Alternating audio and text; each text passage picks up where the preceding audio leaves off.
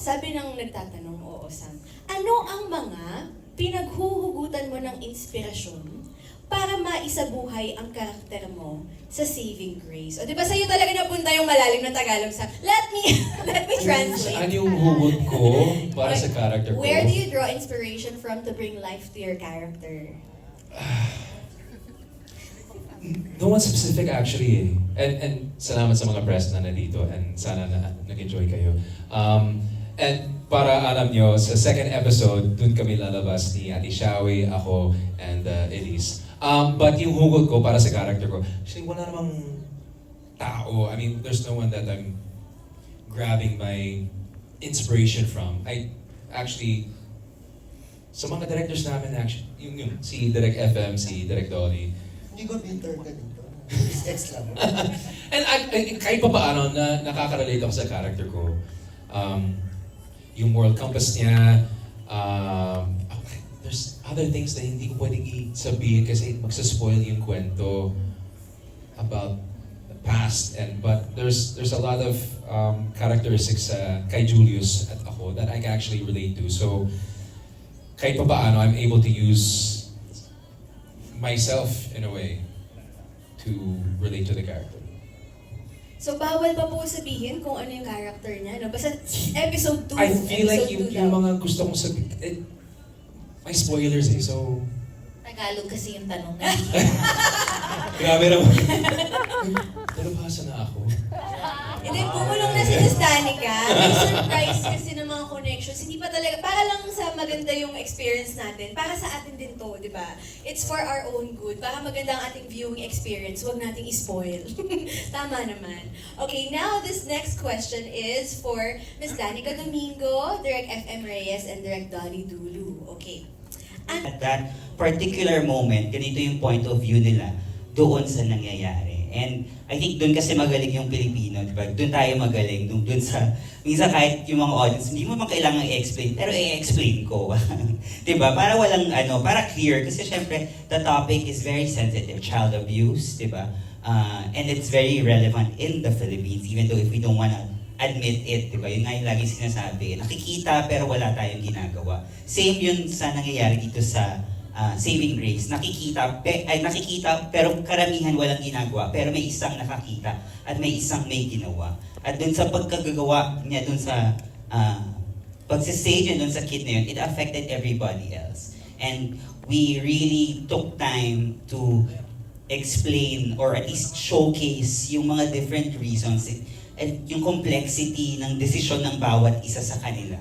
And which they did very well sa mga characters na to, even dun sa mga wala dito. Kasi lahat ng supporting cast, meron silang ambag at meron sila talagang pinupush dun sa kwento eh. Na very, yun nga, kasi dun sa Japanese version, nangyayari lang siya, pero hindi mo sila naiintindihan.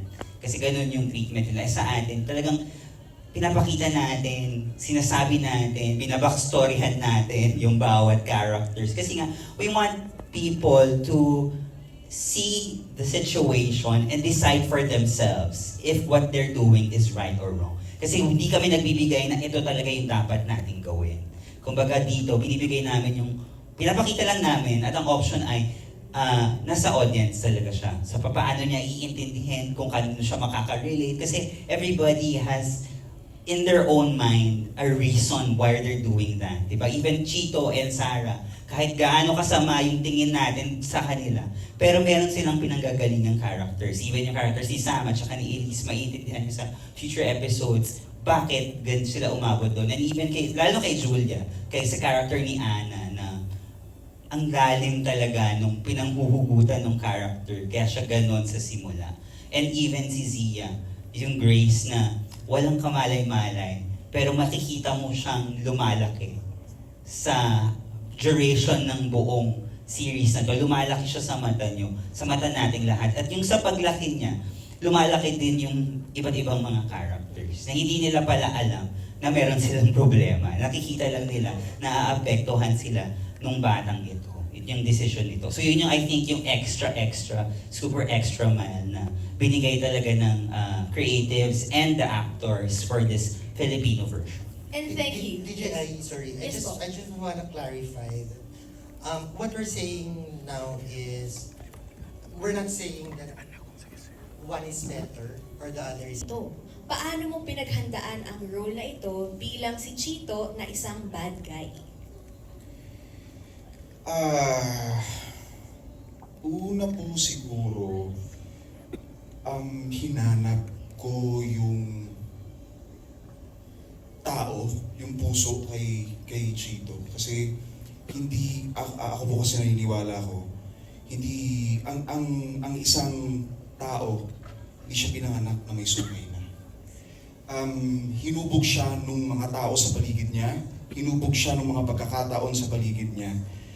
Ayun yung, though,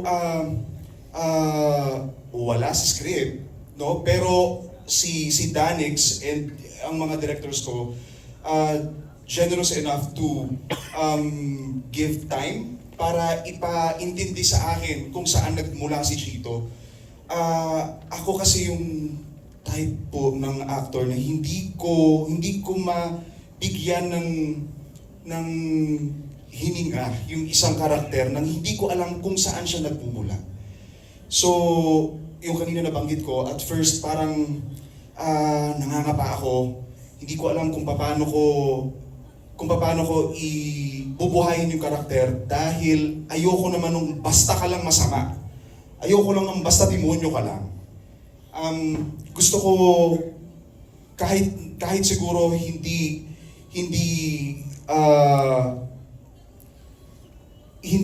klaro kung ano yung pinagmula ni Chito, gusto kong makita yon sa mga mata ko siguro. Sa bawat eksenang ibinibigay ko. Yeah.